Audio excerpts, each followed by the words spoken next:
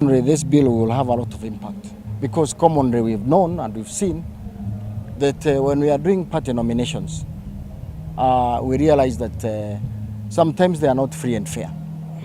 And therefore, when this political parties bill has been put in place and stating that once you go to the nomination, you cannot be able to jump to another party.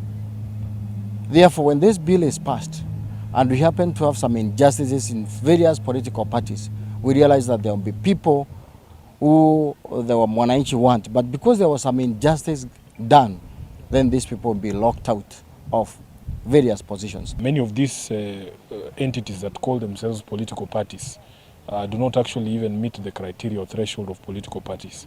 And they are going to be badly exposed this time around because the law is that now you have to have a register of members and that only those members on that register can participate in the party primaries for your candidates. So as ODM, we are very happy that we have been prepared all along for such an eventuality. We now have close to 5 million members on our register. Once registration of members is closed, we will submit that register to the Register of Political Parties, and that register is the only document that will be used for purposes of conducting nominations when the time comes.